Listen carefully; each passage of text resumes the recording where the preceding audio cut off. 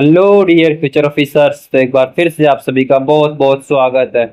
तो आज का जो हमारा वीडियो है उसमें हम, जैसा आपने थंबनेल पे भी देखा होगा, कि जो बायोलॉजी है ना, बेसिक बायोलॉजी जो एनसीईआरटी से है 10th 12th तक, तो उसके जो बेसिक्स हैं, तो और जो फैक्चुअल इंफॉर्मेशंस है ना महत्वपूर्ण टॉपिक्स की, उनको हम जल्दी से क्विक रिवीजन करेंगे। और जिससे आपको एक अंदाजा, अगर आपने पहले पढ़ा हुआ है तो आपके जो तो फैक्चुअल इंफॉर्मेशंस होगी, बहुत सारे जो टर्म्स होंगे जिनको आप भूल जाते होंगे, तो वो सारा उनका रिवीजन हो जाएगा। और यदि पहली बार भी देख रहे होगे तो आपको अंदाजा हो जाएगा कि बायोलॉजी में किस तरीके से क्या पढ़ना होता है, ताकि वो आपके अंडरस्टैंडिंग को और ब्रॉड बना देगा। तो बिना किसी देरी के हम सीधे पहले टॉपिक पे चलते हैं। पहली बात क्या बता रहा है, जीव विज्ञान है क्या। इसकी परिभाषा की बात करें तो जीव विज्ञान वह विज्ञान है जो जीवित एवं प्राणियों, जीवन एवं जीवित प्राणियों का अध्ययन करता है। दो शब्दों से बना है बायोलॉजी। किन किन शब्दों से बना है? बायोस और लोगोस। बायोस का मतलब क्या होता है? जीवन। और लोगोस का मतलब अध्ययन। यानी कि जीवन का अध्ययन क्या कहलाएगा? बायोलॉजी कहलाएगा। सजीवों की कुछ प्रमुख विशेषताएं हैं जो उन्हें निर्जीवों से क्या करती है? अलग करती है।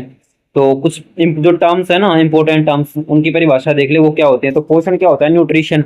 तो भोजन ग्रहण करके जो हम ऊर्जा जो प्राप्त करते हैं ना, उसको हम न्यूट्रिशन, जो पोषण पोषण बोलते हैं। भोजन ग्रहण करने से हमें जो एनर्जी प्राप्त होती है, जो ऊर्जा प्राप्त होती है। तो ये दो प्रकार से हो सकता है। स्व पोषण, अगर खुद से हम पोषण प्राप्त कर रहे हैं, ऊर्जा प्राप्त कर रहे हैं, जैसे पौधे हो गए, खुद अपना भोजन बना के अपना पोषण खुद से प्राप्त कर रहे हैं। उसी प्रकार से परपोषण, परपोषण में क्या होता है? दूसरों से, जैसे पौधों पर दूसरे जीव जंतु जो है, जैसे गाय भैंस हो गई, वो घास फूस पर डिपेंड करते हैं, तो स्व परपोषी हो गए, तो परपोषण कहलाएगा। इसके अलावा श्वसन की बात करें तो भोजन से ऊर्जा निकालने की प्रक्रिया होती है। मतलब एनर्जी हमने ली, अब उसको वापसी भी करना होता है। तो उसकी एक प्रक्रिया क्या है? श्वसन है अपापचयी क्रियाओं में। तो यह वायवीय हो सकता है, अवायवीय हो सकता है, वायु के माध्यम से अवायवीय हो सकता है। इसके अलावा गति क्या होती है? स्थान परिवर्तन या अंगों की हलचल को क्या बोलते हैं? गति। इसमें स्वैच्छिक हो सकती है, अनैच्छिक, बिना हमारी बिना इच्छा के भी अंगों की गति हो सकती है। उत्सर्जन क्या होगा? शरीर से अपशिष्ट पदार्थों को बाहर निकालना है। बेसिक टर्म्स हैं जो मैं आपको बता रहा हूँ। तो अपशिष्ट जो जमा हो गया उसको बाहर निकालना, उत्सर्जन हो जाएगा। प्रजनन, अपनी प्रजाति को आगे बढ़ाना। और संवेदनशीलता, सेंसिटिविटी क्या होती है? बाहरी उद्दीपनों के प्रति प्रतिक्रिया करना। बाहर के कुछ जो एक्टिविटीज हैं उनको देख के हमारी क्या रिएक्शंस होते हैं, क्या प्रतिक्रिया होती है, संवेदनशीलता दर्शाती है। वृद्धि की बात करें तो कोशिका विभाजन द्वारा कोशिका के आकार में वृद्धि, ये सारे टर्म्स अगर आगे यूज आए तो उनको मैं परिभाषा बता चुका हूँ। अब बायोलॉजी की विज्ञान पढ़ते क्यों है, इसका महत्व क्या है? तो इसको एक तो देखो, हमारे एग्जाम में क्वेश्चंस आते हैं इसलिए पढ़ते हैं, हमारे लिए तो मेन वही होता है। दूसरा होता है यह चिकित्सा, कृषि, पर्यावरण, जैव प्रौद्योगिकी जैसे क्षेत्रों की आधारशिला भी होता है। मतलब बेसिक जीवन के बारे में जानना, तो हमारी नॉलेज है ना उसको ब्रॉड बनाता है।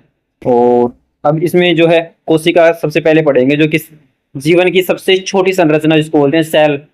बहुत सारे सेल से मिलकर बना है हमारा शरीर। तो ये जो सेल है सबसे छोटी संरचनात्मक इकाई होती है, कार्यात्मक इकाई किसकी? जीवन की, शरीर की। खोज इसकी 1665 में सर्वप्रथम किसने की थी? रॉबर्ट हुक ने। आपको एक बात याद रखना है कि यहाँ पे मैं जो जो पढ़ता जा रहा हूँ उसमें हर एक स्टेटमेंट को आपको टीप से और अच्छे से समझना है, क्योंकि हर एक स्टेटमेंट जो भी आएगा ना, हर एक फैक्चुअल इन्फॉर्मेशन जो आ जाए उससे डायरेक्ट क्वेश्चन बन सकता है, वन लाइनर। तो जैसे कि खोज का आ जाए, जो काफी बार आता है, रॉबर्ट हुक आ जाएगा 1665 में। और सभी सजीव एक या अनेक कोशिकाओं से मिलकर बने होते हैं, तो ये मैंने बताया था। इसके अलावा कोशिका विज्ञान हमने पढ़ा। कोशिका क्या होती है? जीवों की कार्यात्मक एवं क्रियात्मक इकाई एवं संरचनात्मक इकाई। संरचना, कार्य एवं विभाजन का अध्ययन हम कोशिका विज्ञान के अंतर्गत करते हैं, इसको साइटोलॉजी बोलते हैं। कोशिका सिद्धांत के अनुसार सभी जीव कोशिकाओं से बने होते हैं। नई कोशिकाएं पुरानी कोशिकाओं से बनी होती हैं। तो ये इसके की मुख्य भागों की बात करें तो मुख्य भाग क्या होते हैं? केंद्रक होता है कोशिकाओं में, कोशिका का जो, इसको नियंत्रण केंद्र बोलते हैं, ब्रेन भी बोलते हैं इसको, ब्रेन ऑफ द सेल बोलते हैं। इसमें डीएनए होता है, आनुवांशिक जानकारी संग्रहित करता है और ये कोशिका के सभी कार्यों को नियंत्रित, रेगुलेट करता है। कौन? जो न्यूक्लियस है, जो है केंद्रक जो है। इसके अलावा माइटोकॉन्ड्रिया होता है कोशिका का, इसको power house of the cell बोलते हैं। यहाँ एटीपी के रूप में जो ऊर्जा होती है वो उत्पादित होती है, और श्वसन क्रिया माइटोकॉन्ड्रिया में ही यही संपन्न होती है। वही राइबोसोम होते हैं, जो प्रोटॉन संश्लेषण का स्थल होता है। प्रोटीन जो है उनका संश्लेषण कहाँ पे होता है? राइबोसोम में होता है। ये अंतर्द्रव्य जो जालिका है उस पर, जालिका पर या मुक्त रूप से कोशिका द्रव्य में पाए जाते हैं। कहाँ पाए जाते हैं ये राइबोसोम? कोशिका द्रव्य में, या फिर पाए जाएंगे किसमें? अंतर्द्रव्य जालिका में। इसके अलावा कोशिका में जो विभाजन होता है ना, वो 3 तरीका से होता है। कोशिका है वो उसमें विभाजन होता है 3 तरीके से होता है। कैसे कैसे? पहला है समसूत्री विभाजन। समसूत्री विभाजन क्या होता है? जो कायिक कोशिकाओं में होता है, एक प्रकार की जो बॉडी की जो कोशिकाएं होती हैं, कायिक कोशिकाएं, इसको मिटोसिस बोलते हैं, उनमें होता है। इसमें एक कोशिका के दो समान संतति कोशिकाएं बनती है। वृद्धि एवं क्षतिग्रस्त ऊतकों की मरम्मत के लिए आवश्यक होता है।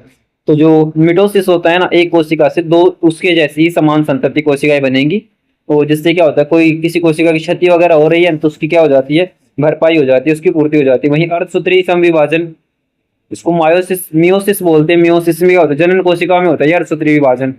इसमें होता है, इसमें गुणसूत्रों को संख्या आदि हो जाती है और 4 नई कोशिकाएं बनती हैं। यह युग्मक निर्माण के लिए आवश्यक होता है। इसमें क्या होता है, जब विभाजन होता है तो गुणसूत्रों की संख्या 23 इस तरीके से बढ़ जाती है, आधी आधी हो जाती है। टोटल 46 जो गुणसूत्र होते हैं उनमें से आधी आधी बढ़ जाती है।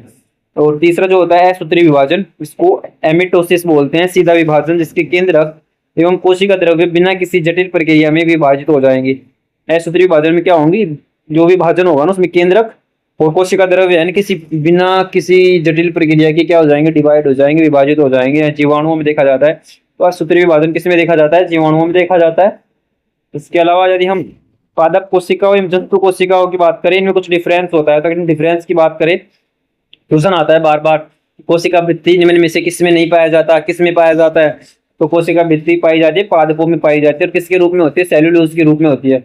जबकि जंतु कोशिका में कोशिका भित्ति नहीं पाई जाती, आपको याद रखना। इसके अलावा हरित लवक की बात करें तो पादप कोशिकाओं में हरित लवक होते हैं, जैसे क्लोरोफिल हो गए। और जंतु कोशिकाओं में हरित लवक नहीं होते, तभी तो खुद का भोजन खुद नहीं बना सकते। और केंद्रिका की बात करें तो बड़ा होता है, पादप कोशिकाओं में केंद्रिका बड़ी होती है और स्पष्ट होती है, जबकि जंतु कोशिकाओं में केंद्रिका तो अनुपस्थित होगी, या तो होगी ही नहीं, या फिर होगी तो बहुत ही छोटी होगी, क्या, केंद्रिका। और तारककाय की बात करें तो पादप कोशिका में नहीं पाया जाता, और ये पाया जाता है कि इसमें जंतु कोशिका में पाया जाता है तारककाय। रसधानी की बात करें तो बड़ी और एक होगी, एक ही रसधानी होगी पादप कोशिकाओं में, लेकिन बड़ी होगी। लेकिन यहाँ पे क्या होगा, जंतु कोशिकाओं में अनेक सारी होंगी लेकिन छोटी छोटी होंगी।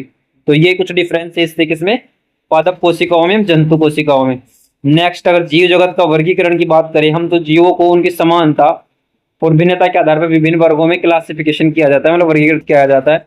अब यहाँ पे देखो, रॉबर्ट विटेकर जो है, रॉबर्ट विटेकर है, उन्होंने 1969 में 5 जगत वर्गीकरण को प्रस्तावित किया था, जो आज भी मान्य है। 5 जगत, जीव जगत में वर्गीकरण किसने किया था, रॉबर्ट विटेकर ने किया था, रॉबर्ट विटेकर। ये 5 जीव जगत कौन कौन से हैं, इनके बारे में देखें तो इसको मैं जूम कर देता हूँ। और तो पहला है मोनेरा। मोनेरा कौन होता है, ये एक कोशिकीय और प्रोकैरियोटिक जीव होता है, प्रोकैरियोटिक। तो जैसे जीवाणु हो गए, नील हरित शैवाल हो गया, मतलब प्रोकैरियोटिक जीवों के बारे में, जिनमें जो केंद्रक होता है, केंद्रक के चारों तरफ जो केंद्रक झिल्ली होती है ना, वो नहीं पाई जाती, कोशिका झिल्ली, तो वो प्रोकैरियोटिक जीव होते हैं। तो मोनेरा इसका एक एग्जाम्पल होता है। एक कोशिकी होता है, केवल एक कोशिका पाई जाती है, जैसे जीवाणु और नील हरित शैवाल, ये मोनेरा श्रेणी में आते हैं। दूसरा प्रोटिस्टा आते हैं। प्रोटिस्टा क्या होते हैं, एक कोशिकीय तो होते हैं लेकिन यूकेरियोटिक होते हैं, मतलब इनमें कोशिका झिल्ली पाई जाती है, जैसे अमीबा हो गया, पैरामीशियम हो गया, ये प्रोटिस्टा हो गया। मोनेरा और प्रोटिस्टा में केवल एक फर्क है, किसका, यूकेरियोटिक और प्रोकैरियोटिक का है। मोनेरा क्या है, प्रोकैरियोटिक, और प्रोटिस्टा क्या है, याद रखने। देखो आपको ट्रिक बताता हूँ, इसमें प्रे से स्टार्ट हो रखा है और प्रोकैरियोटिक में प्रे से स्टार्ट हो रखा है, मतलब जस्ट अपोजिट आएंगे, सिमिलर नहीं आएंगे। ऐसा नहीं है कि प्रोटिस्टा में प्रोकैरियोटिक आ जाएगा, प्रे में प्रे आ जाएगा, नहीं, जस्ट अपोजिट आएंगे। मोनेरा में आएगा प्रे, और जबकि प्रोटिस्टा में आएगा क्या, यूकेरियोटिक। ये समझ में आपको आ गया होगा, वहां पे आपको ये ट्रिक काम कर जाएगी जब भी एग्जाम में आप ऑप्शन देखोगे तो। वहीं तीसरे प्रकार के जीव उन्होंने बताए थे, कवक। कवक क्या होते थे, इनमें बहुत सारी कोशिकाएं होते हैं लेकिन मृतोप जीव होते हैं, जैसे कवक हो गए, यीस्ट हो गए, मरे हुए मृतोप जीव होते हैं, मरे हुए जीवों को खाने वाले बहुकोशिकीय जीव, इनको कवक बोलते हैं। इसके अलावा प्लांटी होते हैं, प्लांटी बहुकोशिकीय होते हैं, जो अपना भोजन स्वयं बनाने वाले पौधे को प्लांटी बोलते हैं, जैसे शैवाल और फल फूल वाले पौधे।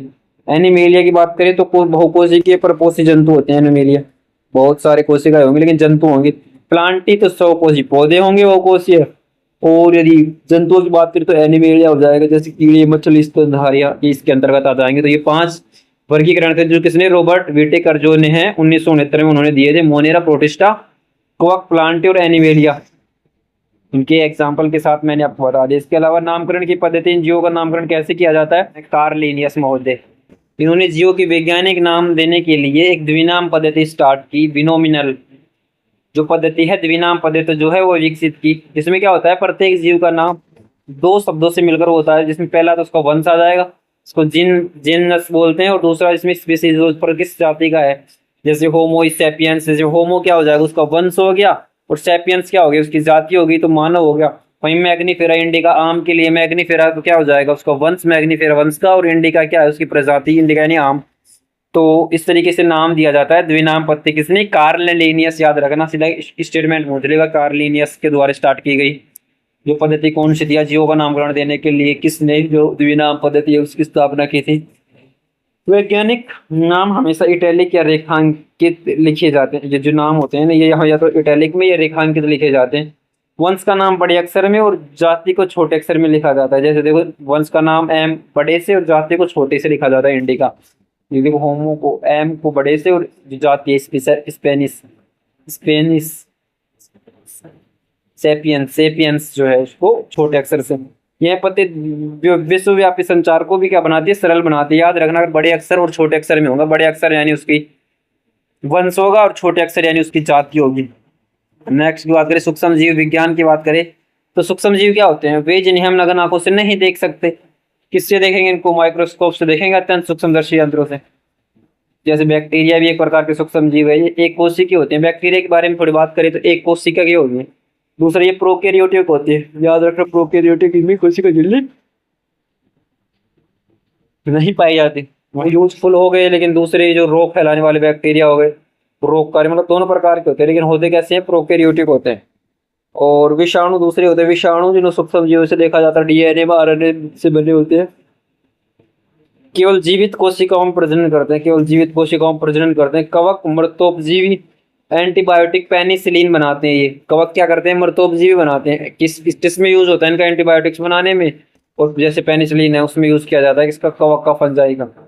अब हम पादप जगत, उसकी संरचना एवं प्रकार के बारे में जानेंगे। पादप जगत की बात करें तो स्वयंपोषी बहुकोषी के जीवों का एक समूह होता है पादप, जो बहुत सारी कोशिकाओं से बने हुए जीव जो खुद से अपना भोजन बनाते हैं, उनको स्वपोषी बहुपोषी के जीवों का समूह बोलते हैं। पौधे सूर्य के प्रकाश को उपयोग करके अपना भोजन स्वयं बनाते हैं और पृथ्वी पर जीवन के लिए ऑक्सीजन प्रदान करते हैं। प्रकाश संश्लेषण, इनमें जो मुख्य जो एक्टिविटीज होती हैं उनमें पहला है तो फोटोसिंथेसिस होता है।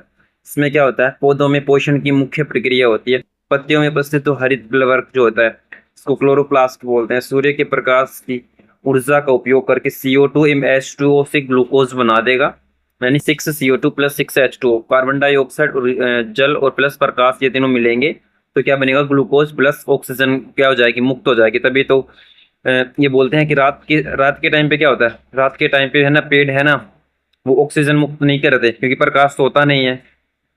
कार्बन जो है ना उसकी मात्रा पेड़ों के नीचे ज्यादा हो जाती है, इसलिए बोलते हैं कि रात के समय पे पेड़ों के नीचे नहीं सोना चाहिए। दिन में क्या होता है, वो ये फोटोसिंथेसिस की ये प्रक्रिया होती है जिससे ऑक्सीजन मुक्त होता है पेड़ों के नीचे।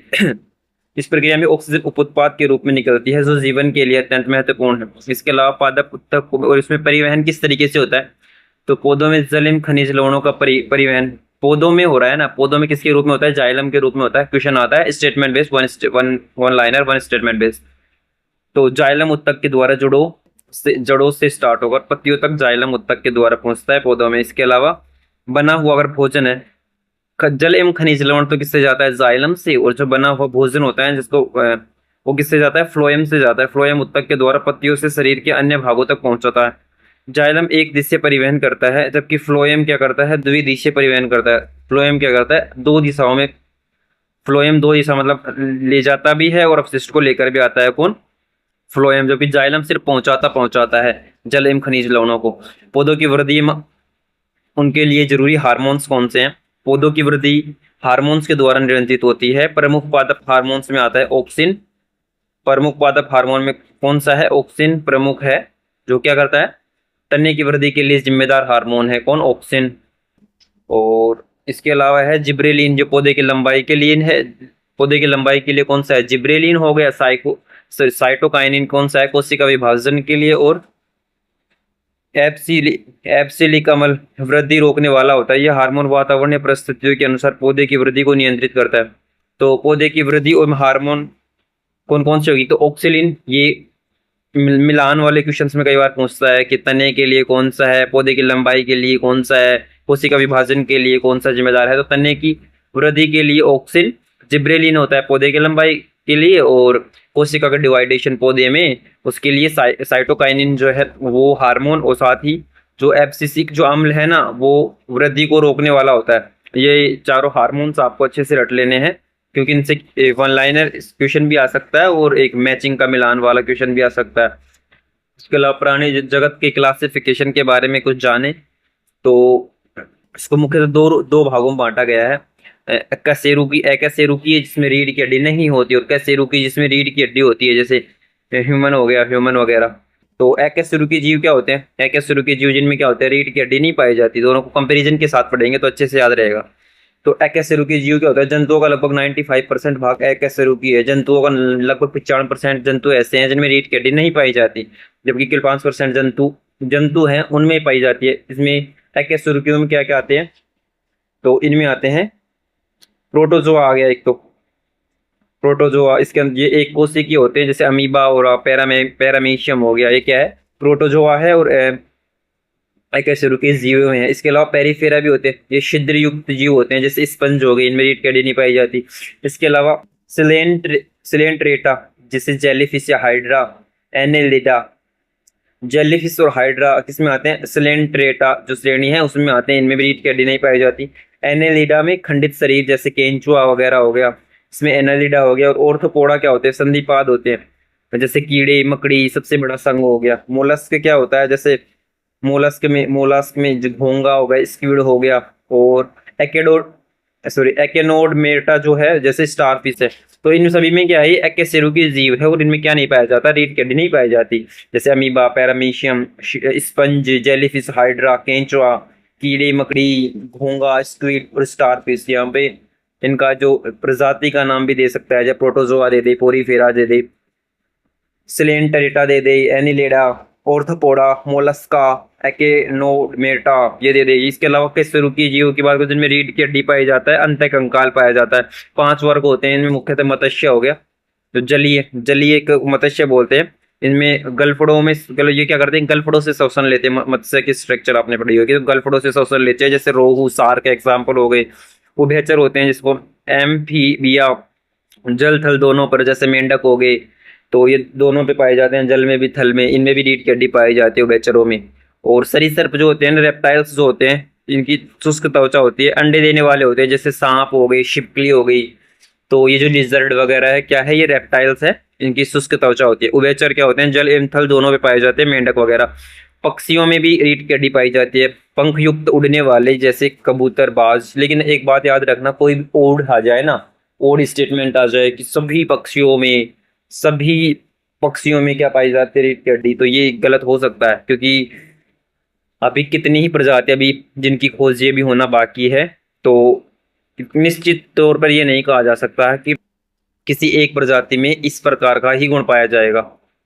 तो स्तनधारी जो होते हैं, मैमल्स जो होते हैं, बाल युक्त दूध पिलाने वाले, जैसे मानव, गाय, इसी में आते हैं। तो इनमें भी क्या ये भी क्या, इसमें कशेरुकी जीव इस श्रेणी में आते हैं, मतलब रीढ़ की हड्डी पाई जाती है। और मत्स्य, उभयचर, सरीसृप, पक्षी, स्तनधारी सब अलग, पांचों अलग अलग प्रकार के वर्गों में कशेरुकी जीव पाए जाते हैं। अनुकूलन, अडेप्टेशन क्या होता है? जीव अपने वातावरण के अनुसार शारीरिक परिवर्तन करते हैं, जैसे मछलियों के पंख, पक्षियों की हल्की हड्डियां। वातावरण के अनुसार अपने स्वयं को ढाल लेना, ये क्या कहलाता है? अनुकूलन कहलाता है जीवों का। जैसे इसके अंतर्गत शीत भी निष्क्रमण और ग्रीष्म भी निष्क्रमण, ये सारे चीजें वो हो गई कि टेम्परेचर बढ़ने पर शरीर को इस तरीके से बना लेना कि वो टेम्परेचर को, मतलब उच्च टेम्परेचर को ग्रहण कर सके, उसको ग्रहण कर सके, स्वीकार कर सके। और जब टेम्परेचर बहुत कम हो तो बॉडी को इस तरीके से बना लेना कि वो जो कम टेम्परेचर है ना, वो उस बॉडी को हार्म नहीं कर सके, मतलब नुकसान नहीं पहुंचा सके। तो ये एडेप्टेशन हो जाता है जीवों को। मनुष्य एडोप्टेशन के लिए क्या क्या करता है? तो इसके लिए भी बहुत सारी एक्टिविटीज, जैसे हमारे शरीर में बाहर का यदि मतलब एक पसीना जो आता है, बाहर गर्मी अगर अधिक हो जाए, शरीर का टेम्परेचर अंदर कम हो जाए, तो पसीना आएगा, इससे क्या होगा? शरीर का टेम्परेचर धीरे धीरे कम होने लगेगा बाहर से। तो पसीना इसी का एक एग्जाम्पल हो गया। इसके अलावा हमें जब गर्मी लगेगी हम पंखा चला लेंगे, शरीर का टेम्परेचर है ना उसको मतलब नॉर्मल करने की कोशिश करेंगे। सारी जो एक्टिविटीज है ना, सर्दी लगने पर जैसे गर्म एसी चला लिया, या फिर कुछ सो गए ओढ़ के कंबल वगैरह, तो वो भी टेम्परेचर, शरीर के टेम्परेचर को मेंटेन करने की जीवों की प्रवृत्तियां होती है। ये आंतरिक भी होती है और बाहरी भी होती है, आउटर भी होते हैं। इनके बारे में अभी ये सिर्फ हमारे बेसिक्स के रिवीजन की है ना, सिर्फ ऐसे मोटा मोटा आपको पता चल जाए। डिटेल्स में जब एक एक टॉपिक पढ़ेंगे ना, तो 2-2 3-3 घंटे एक एक टॉपिक पर हम बिताएंगे। तो जीवन प्रक्रियाएं, पोषण एवं श्वसन के बारे में कुछ इंपॉर्टेंट फैक्चुअल इंफॉर्मेशन क्या है। मानव पोषण एवं पाचन तंत्र की बात करें तो ये जटिल भोजन ग्रहण करता है। मानव परपोषी है, परपोषी मतलब दूसरों से भोजन ग्रहण करता है। पाचन तंत्र के मुख्य अंग क्या क्या है, और जो एंजाइम है, मुंह से, यहाँ से देखो, मुंह से जो टाइलिन एंजाइम है ना, स्टार्च को तोड़ता है। स्टार्च हम ग्रहण करेंगे, उसको तोड़ने के लिए कौन सा एंजाइम जिम्मेदार है, तो वो है टाइलिन एंजाइम। आज की वीडियो का मोटिव यही रहेगा कि एक एक लाइन जो है ना, उसको आपको अच्छे से पढ़ना होगा। एक एक लाइन से एक एक क्वेश्चन मिल सकता है आपका किसी भी एग्जाम में, चाहे पीसीएस हो, चाहे कोई यूपीएससी सीएससी के, जो सीपीपीएफओ वगैरह के एग्जाम जिनमें साइंस बहुत ज्यादा पूछी आ जाती है, सीडीएस एनडीए। तो अमाशय की बात करें तो पेप्सिन प्रोटीन को बचाता है, और एचसीएल जीवाणु को नष्ट करने के लिए जिम्मेदार है कौन सा, अमाशय का पेप्सिन प्रोटीन। छोटी आंत में पाचन का मुख्य स्थल बोलते हैं छोटी आंत को। एमाइलिस, लाइपेज और ट्रिप्सिन जैसे जो एंजाइम है, ये स्रावित होते हैं इससे। यकृत की बात करें तो पित्तरस बनता है, जो वसा के पाचन में सहायक है, वसा के पाचन में सहायक है। यकृत की बात करें, पित्तरस बनता है, जो वसा के पाचन में सहायक है। अग्नाशय की बात करें, अनेक पाचन एंजाइम स्रावित होते हैं। और बड़ी आंत की बात करें तो जल अवशोषण एवं मल निर्माण के लिए जो जिम्मेदार है वो कौन सी है, बड़ी आंत है। वहीं हम अगर श्वसन तंत्र की बात करें तो श्वसन तंत्र एक जैविक प्रक्रिया होती है। यह भोजन से ऊर्जा एटीपी प्राप्त होती है, जिसमें भोजन से क्या होती है, ऊर्जा एटीपी प्राप्त होती है। वायवीय श्वसन क्या होता है, ऑक्सीजन की उपस्थिति में कार्बन डाइऑक्साइड हाइड्रोजन प्लस ऊर्जा, लगभग 38 एटीपी के लगभग उत्सर्जित ऑक्सीजन की उपस्थिति में, तो उसको वायवीय श्वसन बोलते हैं। और अवायवीय श्वसन में ऑक्सीजन की उपस्थिति की नीड नहीं है, अनुपस्थिति होगी ऑक्सीजन की, और लैक्टिक अम्ल प्लस ऊर्जा जिसमें 2 एटीपी होगा, ये उत्सर्जित होगा। श्वसन अंगों की बात करें तो नाक, नाक से होकर ग्रसनी में जाएगा, फिर स्वरयंत्र जो गले में पाया जाएगा, फिर स्वर नली से फेफड़े से जुड़ा होता है कौन, श्वसन तंत्र। ये कंप्लीट जो उसका स्ट्रक्चर हो गई। इसके अलावा डायाफ्राम होता है, जो श्वसन की मुख्य पेशी हो जाती है, जो फूल जाता है। थैलिनोमस स्ट्रक्चर हो गई डायाफ्राम्स में, जैसे हम इनहेल करते हैं तो फूल जाता है, और एक्सहेल करते हैं तो वो सुस्की मतलब सुस जाता है, चिपक जाता है। कुपोषण की बात करें तो प्रोटीन की कमी से क्वारशियोर और कैलोरी की आप में कमी हो रही है तो आप में मेरेस्मस रोग हो जाता है। तो क्वारशियोर किसमें, किसकी कमी से होता है, प्रोटीन की कमी से होता है। एक संतुलित आप हमारा क्या होता है कि हम भोजन तो करते हैं, ये बीमारी है ना, क्योंकि हमें लगता है कि ये भोजन हमने कर लिया कंप्लीट, लेकिन उसमें प्रोटीन की कमी है, हम कार्बोहाइड्रेट ले रहे हैं, तो क्वारशियोर रोग के शिकार हम हो सकते हैं। और यदि कैलोरी की कमी हो रही है, भोजन ही टाइम से नहीं ले रही, तो आपको मेरेस्मस का रोग हो सकता है। और संतुलित, इसलिए संतुलित आहार अत्यंत आवश्यक हो। वहीं परिवहन एवं उत्सर्जन की बात करें तो फर्स्ट हम हार्ट के रक्त परिसंचरण की बात करेंगे। तो हृदय रक्त परिसंचरण का जो केंद्र है, सेंटर पॉइंट है, जो दिन में लगभग 1 लाख बार धड़कता है। कितने बार, लगभग 1 लाख बार धड़कता है हृदय। हृदय की बात करें तो 4 कक्ष होता है, मोटा मोटा जान ले। तो 2 आलिंद है जो ऊपर पाए जाते हैं, 2 निलय होते हैं जो नीचे पाए जाते हैं। धमनियां क्या करती हैं, हृदय से अंगों तक शुद्ध रक्त को ले जाने का काम धमनियां करते हैं। सिराएं क्या करते हैं, जो अशुद्ध रक्त होता है, जो खराब खून होता है, जो अशुद्ध हो जाता है, उसको अंगों से हृदय तक पहुंचाती है। अशुद्ध रक्त को लाती है, हृदय उसको शुद्ध करता है, और फिर धमनियां इसको अंगों तक वापस पहुंचा देती हैं।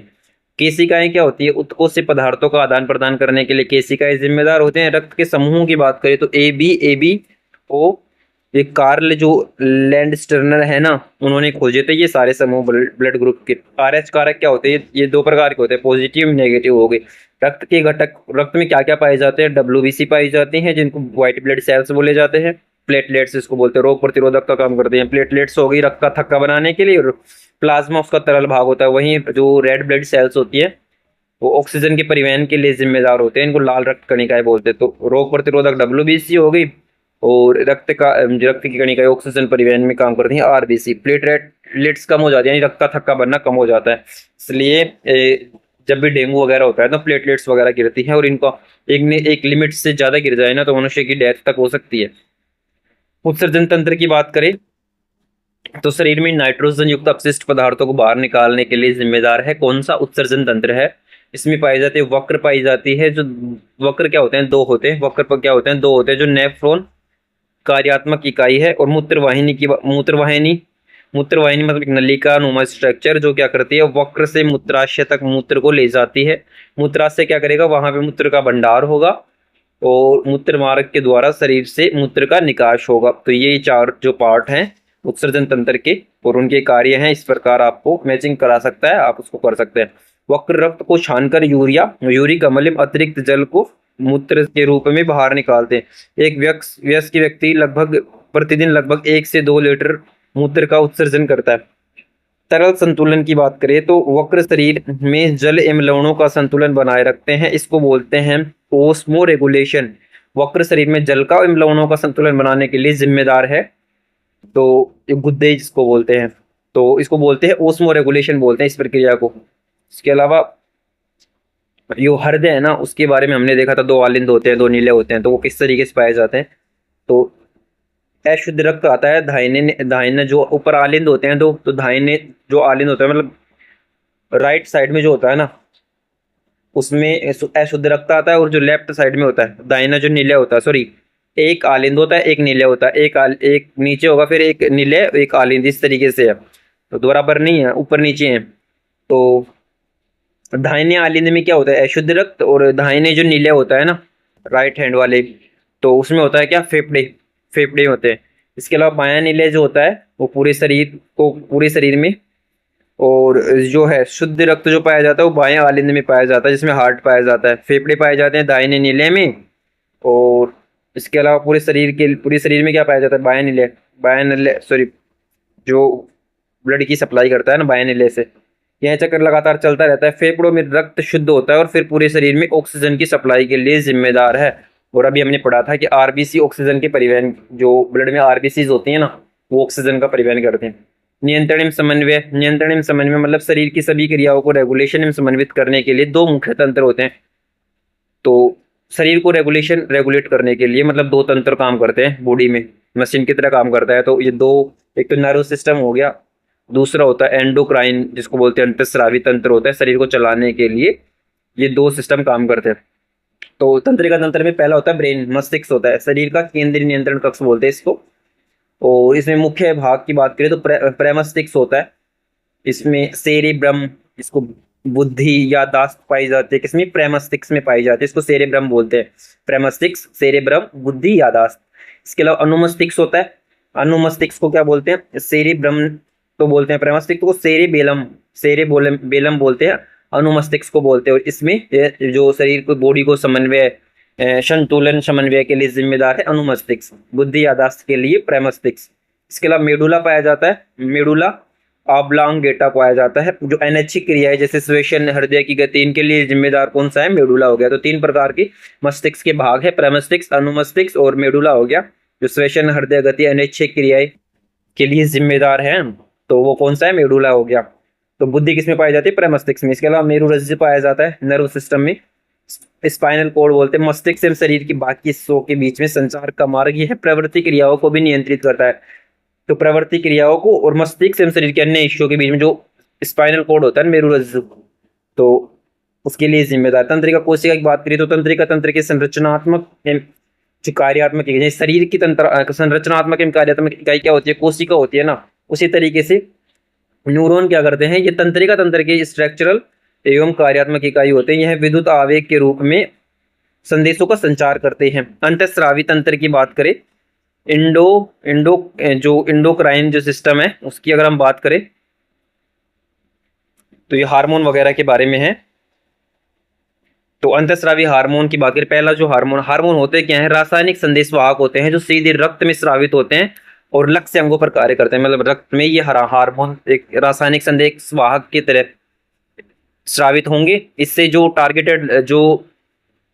टारगेटेड अंग है ना उसको पता चल जाता है कि उसको कौन सी एक्टिविटी करनी है, उसमें उसको कमांड मिल जाती है, आदेश। तो ये हार्मोन उसी तरीके से कार्य करते हैं। इसके अलावा ग्रंथियां, इसके कुछ इंपॉर्टेंट ग्रंथियों की बात करें, पीयूष ग्रंथि जिसको प्यूट्यूटरी ग्रंथि बोलते हैं, प्यूट्यूटरी ग्लैंड बोलते हैं, मास्टर ग्रंथि, अन्य ग्रंथियों को रेगुलेट करने में जो मुख्य भूमिका निभाती है उसको बोलते हैं पीयूष ग्रंथि। थायराइड ग्रंथि गले में पाई जाती, थायरोक्सिन हार्मोन का स्रावित करती है और उपापचय को नियंत्रित करते, रेगुलेट करती है। इसके अलावा अग्नाशय में इंसुलिन एवं ग्लाइकोजन स्रावित होता है जो रक्त शर्करा को नियंत्रित करता है। इसके अलावा अधिवक्र की बात करें तो एड्रेनाल एड्रेनलाइन तनाव जिसको हार्मोन बोलते हैं, उसके लिए जिम्मेदार है कौन? अधिवक्र एड्रिनल जो ग्लैंड है। प्रवृत्ति क्रियाएं रिफ्लेक्स एक्शंस में तीव्र अनैच्छिक क्रियाएं हैं। ये जो प्रवृत्ति क्रियाएं होती है ना, जिसको रिफ्लेक्स एक्शंस होते हैं, क्या होती है? तेजी से होने वाली और अनैच्छिक क्रियाएं होती है जो भारी उद्दीपनों के प्रति शरीर को तत्काल प्रतिक्रिया देती हैं, जैसे गर्म वस्तु से हाथ हटाना। तो इसके लिए जिम्मेदार कौन से होते हैं? रिफ्लेक्स एक्शंस जो होते हैं, प्रवृत्ति क्रियाएं। कुछ भी ऐसा होता है जो सडनली हो जाए और उससे सचेत करना हो, तो ये जिम्मेदार होते हैं। जैसे कि गर्म चीज पे आपने हाथ लगा दी, ठंडे पे हाथ लगा दी, कहीं पे कुछ, मतलब कि कभी क्या होता है कि कुछ कॉकरोच वगैरह, छिपकली वगैरह आप पे बैठ जाए, क्विक एक्शन लेता है शरीर, सेकंडों में एक्शन लेता है, तो वो इसके लिए जिम्मेदार कौन है? प्रवृत्ति क्रियाएं होती है।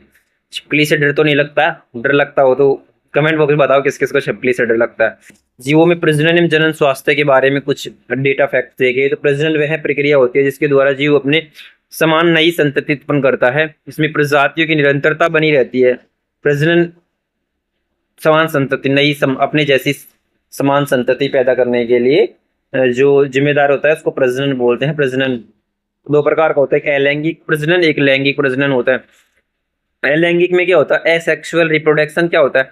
इसमें केवल एक जनक शामिल होता है। संतान आनुवांशिक रूप से जनक के समान ही होती है, सेम टू सेम होती है लगभग। तो इसमें मतलब ऐसे फीमेल मेल की आवश्यकता नहीं होती, एक ही जनक होगा, तो फीमेल हो गए, मेल जो भी होगा एक ही होगा। इसमें इसके एग्जाम्पल हो गए विखंडन के द्वारा, जो जैसे 1 से 2, 2 से 4, इस तरीके से जो प्रजनन होता है वो अमीबा में पाया जाता है विखंडन। मुकुलन हाइड्रा, मुकुलन के तरीके से, जैसे एक पेड़ है उसमें से कोई दूसरी शाखा स्टार्ट हो गई और फिर वो अलग से एक पेड़ बन गया, तो मुकुलन जो है हाइड्रा में होता है। और खंडन, वो खंडन स्पाइरोगायरा, इसमें खंडन खंडन प्रकार का अलैंगिक प्रजनन पाया जाता है। बीजाणु निर्माण जैसे कवक हो गया, इसके कायिक प्रवर्धन पाया जाता है जैसे आलू में, गुलाब में।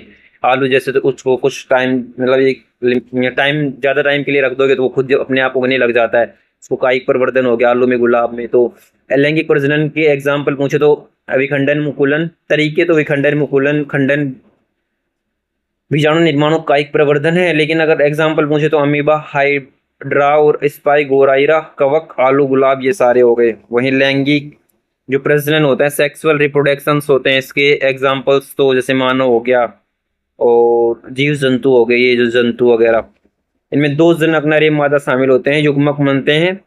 गैमेटिक्स के संलयन से संतान उत्पन्न होते हैं। संतान के दोनों जनकों के गुण होते हैं, तो इसमें होता है फर्टिलाइजेशन होगा, निषेचन होगा, नर एवं मादा युग्म का संलयन करेंगे। और इसमें युग्मनज होते हैं, जायगोट्स बनते हैं, जो निषेचन के बाद बनने वाली पहली कोशिका होती है जायगोट्स। और धीरे धीरे फिर ये विकसित हो जाएगी जायगोट्स और एक बेबी का निर्माण हो जाएगा। मानव प्रजनन तंत्र एवं जनन स्वास्थ्य की बात करें तो नर प्रजनन तंत्र होता है ना, तो उसके अंतर्गत जो मेन पार्ट्स होते हैं इसके, वृषण होता है जो किसके लिए जिम्मेदार होते हैं? जो स्पर्म शुक्राणु उत्पादन के लिए जिम्मेदार होते हैं। इसके अलावा शुक्र वाहिकाएं होते हैं जो इससे शुक्राणु को क्या करती हैं, मतलब इसके परिवहन के लिए जिम्मेदार होते हैं। शिशन होता है, शिशन होता है। तो ये नर प्रजनन तंत्र के पार्ट हो गई। मादा प्रजनन तंत्र की बात करें तो अंडाशय होता है जो अंडाणु उत्पन्न करने के लिए जिम्मेदार। अंडवाहिनी वो नलिकाएं होंगी जिनमें इनका परिवहन होता है, जिसको फैलोपियन ट्यूब बोलते हैं। निषेचन स्थल यहीं पे होता है, यहीं पे जो ये अभी हमने युग्मनज जायगोट्स वगैरह बनते हैं वो यहीं पे बनते हैं, फैलोपियन ट्यूब में बनते हैं।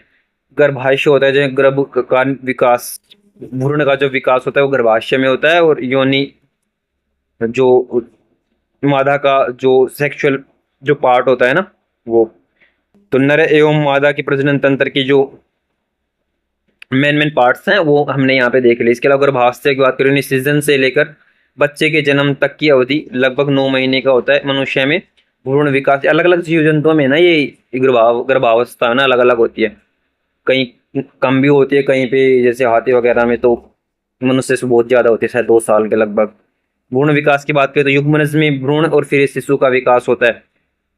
इसके अलावा जनन स्वास्थ्य का महत्व कितना जरूरी है? जनन स्वास्थ्य का अर्थ केवल शारीरिक रूप से स्वस्थ होना नहीं है, बल्कि सामाजिक एवं भावनात्मक रूप से स्वस्थ होना भी है।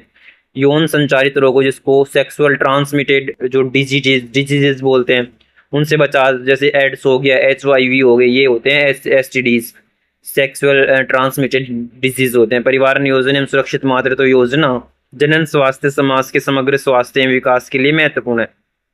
तो ये जनन स्वास्थ्य इसलिए महत्वपूर्ण है। इसके अलावा अब हम इसके अगले वाले पार्ट पे जाएंगे, अनुवांशिकता एवं विकास पे जाते हैं बायोलॉजी के। तो जेनेटिक्स एंड डेवलपमेंट्स की बात करें तो आनुवांशिकता जीवों के लक्षणों की पीढ़ी दर पीढ़ी स्थानांतरण की प्रक्रिया हो जाती है, जिसमें जीन एक पीढ़ी से दूसरे पीढ़ी में संचरित होते हैं। ग्रेगर मेंडल ने मटर के पौधों पर प्रयोग करके वंशानुगति के नियम प्रतिपादित किए थे। ग्रेगर मेंडल ने स्टार्टिंग की थी मटर के पौधे से। एग्जाम्पल है CAPF AC का। डायरेक्ट किस पौधे पर, किस जीव पर उन्होंने ये प्रयोग किए थे? ग्रेगर मेंडल ने तो मटर के पौधे पर किए थे।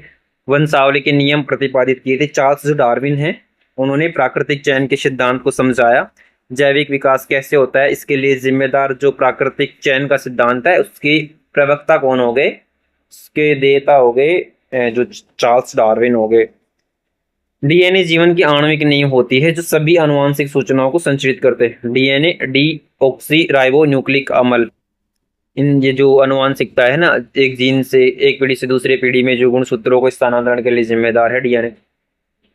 मेंडल का नियम क्या था? प्रभाविता का नियम दिया था मेंडल ने। विपरीत लक्षणों के संकरण में केवल एक लक्षण प्रकट होता है।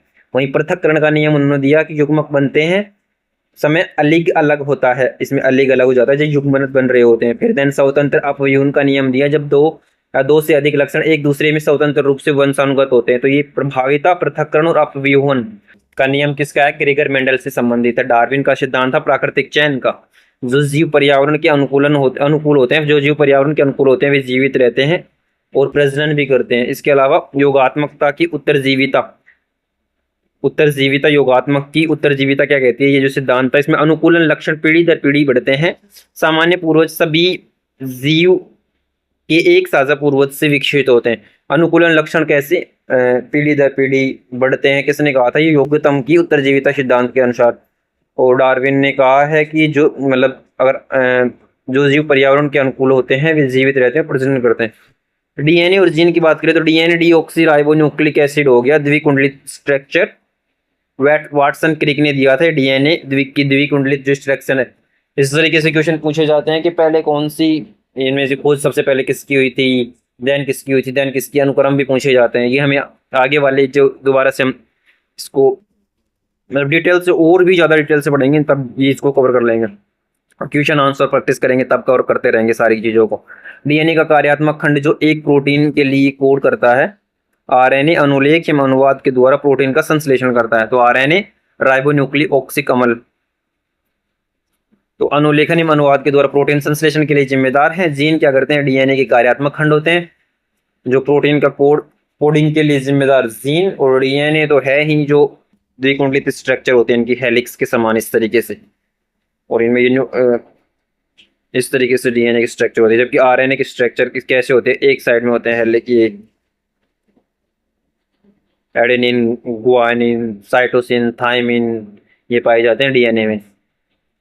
क्या होता है? डीएनए पहले क्या करता है? जीनों से सूचनाएं संग्रहित करता है। देन ये देता आरएनए को अनुलेखित संदेश बनाता है। आरएनए प्रोटीन का निर्माण करेगा। प्रोटीन अनुवाद करके कार्यात्मक अणु बनाते हैं, और जिससे क्या होता है? ये जो जीन होते हैं इन प्रोटीन के माध्यम से ये जो बनाए गए हैं कार्यात्मक अणु ये चले जाएंगे एक पीढ़ी से दूसरे पीढ़ी में। इसका क्या हो जाता है? संचरण हो जाता है। केंद्रीय डोगमा के अनुसार आनुवंशिक सूचना डीएनए में, आरएनए और फिर प्रोटीन से प्रभावित होते हैं। पहले डीएनए से आरएनए में, आरएनए से जाएगी किसमें? प्रोटीन के रूप में क्या हो जाएगी? प्रभावित। हम कुछ डिजीज के बारे में देख ले मोटा मोटा। तो डिजीज की बात करें, पहले हो जाते संक्रामक ट्रांसमिटेड जो डिजीज है, संक्रामक जो डिजीज हैं जिसमें बैक्टीरिया जनित में एग्जाम्पल टीबी आता है, हैजा, टाइफाइड। इनका उपयोग एंटीबायोटिक्स से उपचार हो जाता है। तो टीबी, हैजा, टाइफाइड क्या है? बैक्टीरिया जनित है। वायरस जनित में आ जाते हैं एड्स हो गया, इन्फ्लुएंजा, डेंगू, ये वायरस जनित होगी। एंटीवायरल दवाइयाँ इनके लिए नीड होती हैं। तो ऐसे पूछ लेता है क्वेश्चन 4 दे दिया आपको डिजीज, उसमें पूछता है जीवाणु जनित कौन सी है, वायरस जनित कौन सी है, इस तरीके से दे देगा। या फिर ऐसे दे देगा, 3 सही दे देगा। ऐसे पूछेगा कौन सा इसमें से एक जीवाणु जनित नहीं है।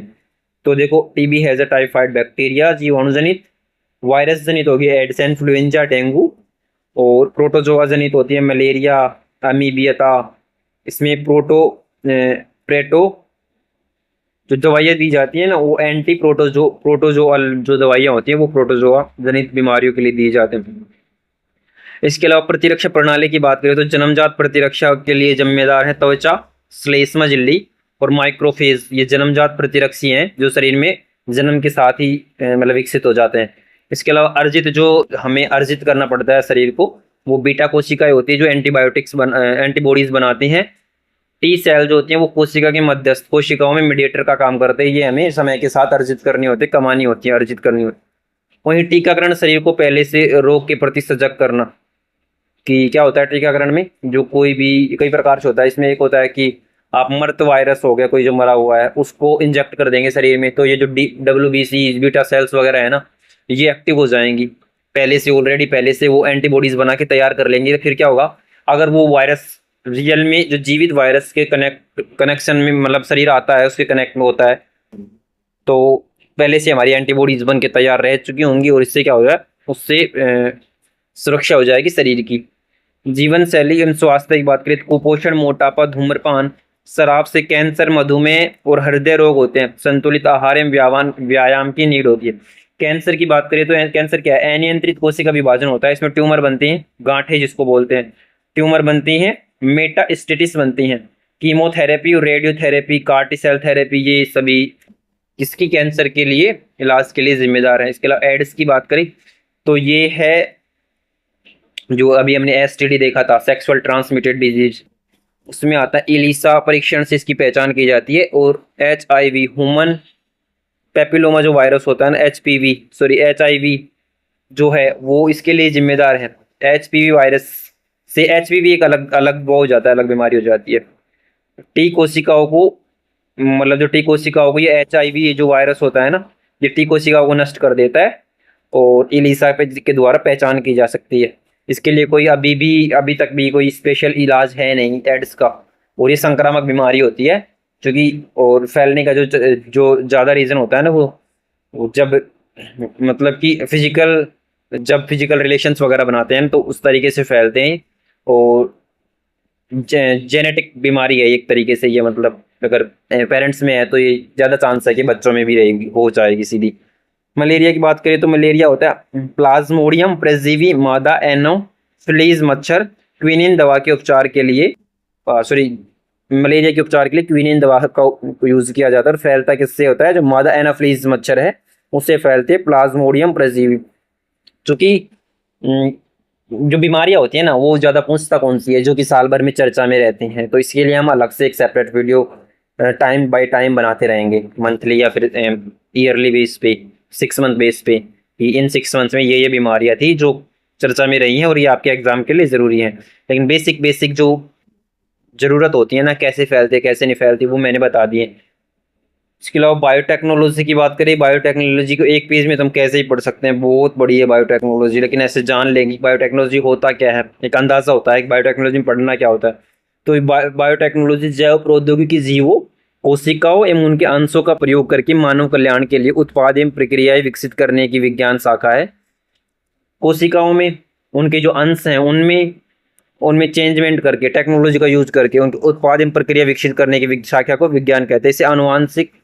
इसको आनुवांशिक अभियांत्रिकी, उत्तक संवर्धन और पुनर्संयोजी DNA टेक्नोलॉजी, इनमें जो प्रसिद्ध जो बायोटेक्नोलॉजी है उनमें आनुवांशिक अभियांत्रिकी होगी, इसको जेनेटिकली टेक्नोलॉजी हो गई, उत्तक संवर्धन, DNA रिकॉम्बिनेंट टेक्नोलॉजी, पुनर्संयोजी DNA टेक्नोलॉजी बोलते हैं। ये हम जब अलग से एक सीरीज चलाएंगे बायोटेक्नोलॉजी की, तो उसमें कंप्लीट से पढ़ लेंगे। साइंस एंड टेक्नोलॉजी की सीरीज होगी, उसमें बायोटेक्नोलॉजी का एक अच्छा खासा पोर्शन आता है, क्वेश्चन अच्छे खासे क्वेश्चन। इसका मोटा देखो तो इसमें पुनर्संयोजी DNA टेक्नोलॉजी जो होती है, इसमें क्या होता है कि जो जीन है कोई, उसमें कोई पार्ट है जो खराब हो गया, उसको कट करेंगे। जो DNA के जो रिस्ट्रिक्शन एंजाइम है REE, उनसे कट करेंगे, और जैसे लाइपेज वगैरह जो है उनसे कोई नया शुद्ध जीन लेंगे, उस मतलब कोई दूसरे जीन का वो भाग जो बिल्कुल शुद्ध है उसको उठाएंगे, और जो खराब वाला है उसको कट करके आणविक कैंची, जैविक कैंची से हटा देंगे, और जो शुद्ध जीन उसमें ऐड करके उसको लाइपेज वगैरह से चिपका देंगे, इसको जैविक गोंद वगैरह बोलते हैं। तो उसी को पुनर्संयोजी DNA टेक्नोलॉजी होती है, वो फिर प्रोटीन अच्छे से काम करने लग जाएगा। प्रोटीन जो बनेगा वो शुद्ध बनेगा, फिर DNA में जो जीन अच्छे हो जाएंगे। तो एक जीन को काटकर दूसरे जीव में डालना, तो इसमें होता है रिस्ट्रिक्शन एंजाइम, DNA काटते हैं और लाइगेज जोड़ता है, प्लाज्मिड वाहक के रूप में कार्य करता है। तो इसको हम डिटेल से पढ़ने वाले हैं बाद में, जब अलग से क्लास लेकर आएंगे बायोटेक्नोलॉजी की। कृषि के उपयोग की बात करें तो बीटी कॉटन की बात करें तो कीट प्रतिरक्षी बैसिलस thuringiensis जीन है ना, वो ऐड कर देते हैं, क्योंकि वो बोलवर्म है ना। बीटी कॉटन क्यों, कपास के पेड़ों पर एक बोलवर्म नाम का एक जीव है, वो क्या कर देते, पत्तों को फूलों को खा जाता है और कपास की फसल को नुकसान पहुंचाता है। और उसको मारने के लिए बहुत ज़्यादा जो है ना जो रासायनिक उर्वरक है ना उनकी नीड होती है, जिससे कोई ह्यूमन के लिए भी वातावरण को प्रदूषित करते हैं शरीर वगैरह, और ये मतलब पोल्यूशन बढ़ा देते हैं। और इनका जो यूज़ है ना वो बहुत ज़्यादा करना पड़ता है, तो बहुत महंगी फसल हो जाती है। इसलिए एक बैसिलस thuringiensis नामक एक जीन को ऐड किया गया है पौधे में, कपास के में, और बीटी कॉटन बना, जिससे क्या होता है वो है ना जो जो बैक्टीरिया था वो उसको ये मार देता है। जैसे ही वो आएगा बोलवर्म और खाएगा कपास के फूलों को, पत्तों को, तो उसकी डेथ हो जाती है। इसी प्रकार से गोल्डन राइस बनाए गए जो विटामिन ए से युक्त है, इनमें कुछ जीन ऐड किए गए। जीएम की फसलों का उत्पादन, कीटनाशकों को कम करना, तो इनके बारे में डिटेल्स हमें जानना है, बहुत ही बेसिक्स है, मतलब क्या पढ़ना है ये देख सकते हैं आप इसमें। तो चिकित्सा के उपयोग टेक्नोलॉजी में, इसको मेडिकल में भी यूज़ किया जाता है। बायोटेक्नोलॉजी कैसे, जैसे इकोली बैक्टीरिया में मानव इंसुलिन को जीन डालकर, इकोली बैक्टीरिया है ना, इसमें क्या करते हैं जो इंसुलिन प्रोडक्शन करने के जो जीन होता है ना उसको इंजेक्ट कर देंगे, किसमें, एक बैक्टीरिया होता है इकोली। अब ये जैसे जैसे इनकी संख्या बहुत तीव्र गति से बढ़ती है, तो वो जो जीन होता है ना उसमें इंसुलिन उत्पादन वाले हार्मोन डाल दिए, जीन डाल दिए, और वो इंसुलिन उत्पादित करने लग जाता है, जिससे क्या होता है इंसुलिन की कमी नहीं होती फिर, क्योंकि इनकी संख्या बहुत ही ज़्यादा होती है।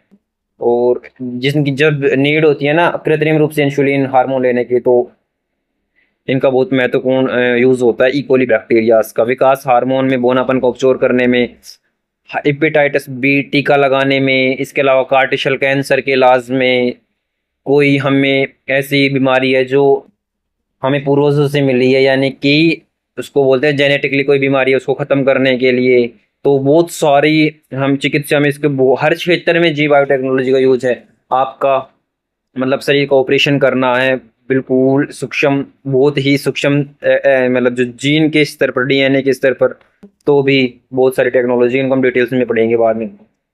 जैव सुरक्षा, जीन पायरेसी, जीएमओ के दीर्घकालिक प्रभाव, जेनेटिकली मॉडिफाइड ऑर्गेनिज्म जो होते हैं ना, जैसे अभी बीटी का पहले कपास जो नॉर्मल था उसे बीटी कॉटन बना दिया, तो ये जेनेटिकली मॉडिफाइड हो गया, तो इनके प्रभाव, पेटेंट एवं जैव विविधता पर खतरा, ये सब इसकी चिंता के विषय हैं। इसका दुरुपयोग नहीं हो, कुछ ऐसा भी होता है कि कई देशों में क्या होता है टेक्नोलॉजी वगैरह अच्छी होती है तो भाई इसका उपयोग करते हैं, लेकिन दूसरे देश से वंचित हो जाते हैं। कुछ इसका नेगेटिव यूज भी कर सकते हैं, तो कुछ ऐसे वायरस बना देंगे, कुछ ऐसी चीज़ें बना देंगे जो क्या कर सकते हैं खतरा बना सकते हैं, मानव जीवन के लिए भी खतरा बन सकते हैं। इस तरीके जैसे चाइना का वो कोरोना वायरस हो गया, ये इसी तरीके से लैब में तैयार किए हुए बायोटेक का यूज़ किया हुआ था इसमें।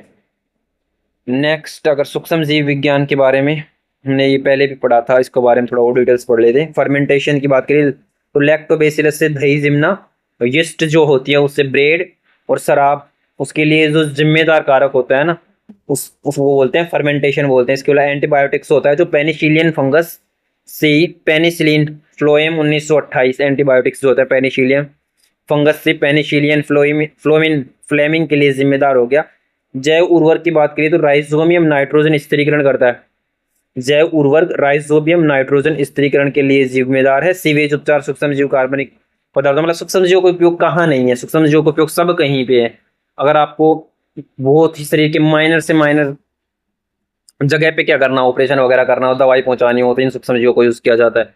जो नैनो टेक्नोलॉजी है ना वो हमें अलग से पढ़नी होती है जब साइंस एंड टेक्नोलॉजी पढ़ते हैं।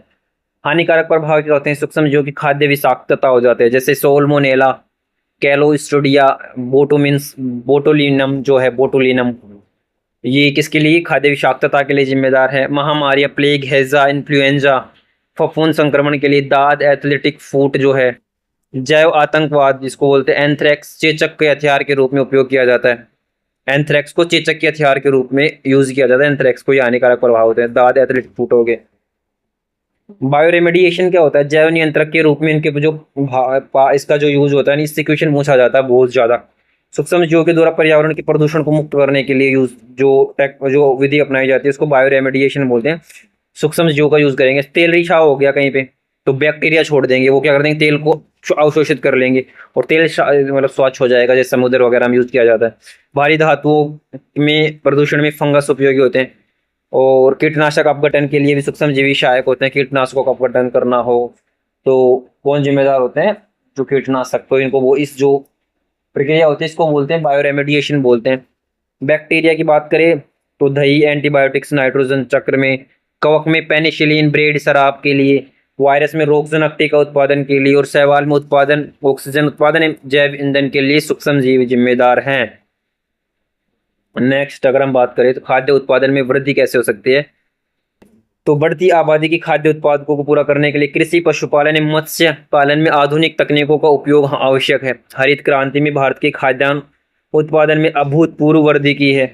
पादप प्रजनन, पशुपालन एवं एकल जो कोशिका प्रोटीन है ना, इसके माध्यम से हम खाद्य उत्पादन को बढ़ा सकते हैं। पादप प्रजनन कैसे, संकरण, दो विभिन्न किस्मों की क्रॉस करके नई किस्म बनाना, इसको संकरण बोलते हैं ना, संकरण मतलब हाइब्रिड वगैरह। इसमें क्या करते हैं, दो अलग अलग किस्में हैं ना, एक ही फसल है, वैरायटी है, उसके अलग अलग जो वैरायटीज हैं उनमें संक्रमण कराएंगे, उनमें प्रजनन वगैरह, उनमें एक मतलब उनमें क्रिया करवाएंगे दोनों में अलग से, प्रयोगशाला में या कैसे भी।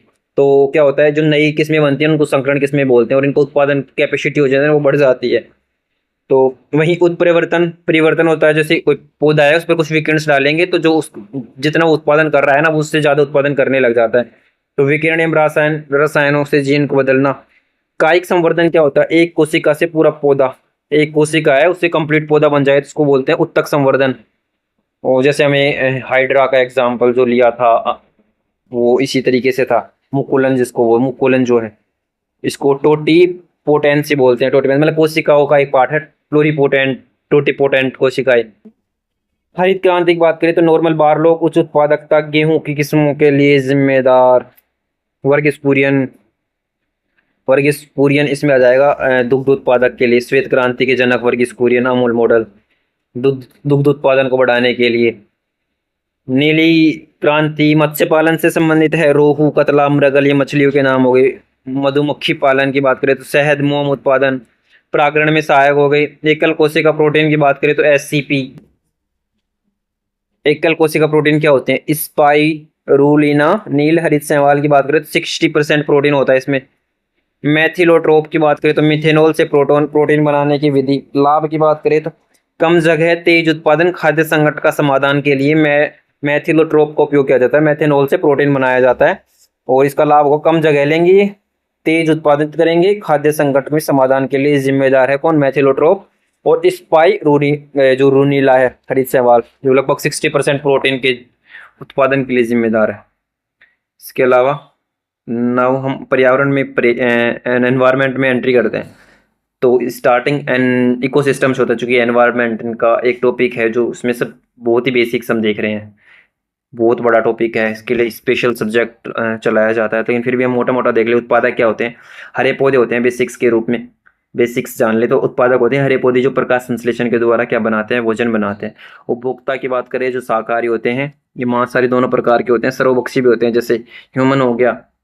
और अपघटक की बात करें जैसे बैक्टीरिया हो गया, फंगस हो गए, मृत जीवी जो मृत जीवी मरे हुए से अपना मतलब भोजन प्राप्त करते हैं, मृत जीवी हो गई। खाद्य श्रृंखलाएं क्या होती हैं, खाद्य श्रृंखला एक सीधी कड़ी होती है, जैसे घास को खा रहा है हिरण, हिरण को खा रहा है कोई, शेर खा रहा है। इसी तरीके से खाद्य जाल क्या होता है, खाद्य जाल क्या होता है, इसमें अनेक श्रृंखलाओं का जटिल नेटवर्क होता है, अनेक श्रृंखलाओं का, जैसे घास को हिरण खा रहा है, हिरण को शेर खा रहा है, लेकिन इस तरीके से हो जाए घास, घास को जैसे कोई और जीव खा रहा है और उसको फिर मनुष्य खा जाए, मनुष्य को शेर खा जाए, जैसे उल्टे सुलटे कनेक्शन बने हुए होते हैं, तो इसको बोलते हैं खाद्य जाल। ये जितना बड़ा खाद्य जाल होगा ना, खाद्य जाल जितना बड़ा होगा ना, तो यहाँ ये उसका सीधा संकेतक हो जाएगा कि खाद्य श्रृंखला भी बड़ी होगी और लंबे समय तक चलने वाली होगी। लेकिन खाद्य जाल जो है बहुत ही कम है, लिमिटेड जीव हैं, उनको खाना मतलब संसाधन रिसोर्सेज लिमिटेड है, तो इसका मतलब हो गया कि बहुत कम समय तक के लिए वो जो पारिस्थितिकी है वो टिकने वाला है। इसके अलावा ऊर्जा प्रवाह की बात करें तो एक पोषण स्तर से दूसरे में केवल 10% ऊर्जा का प्रवाह होता है। जैसे इसको लिंडमैन का 10% का नियम बोलते हैं। लिंडमैन का क्या होता है, जैसे घास, घास फूस हो गया ना, घास वगैरह से, जैसे हिरण ने खाया, गाय ने खाया, तो उनको केवल घास में जितनी एनर्जी है ना उसका केवल 10% मिलेगा उनको।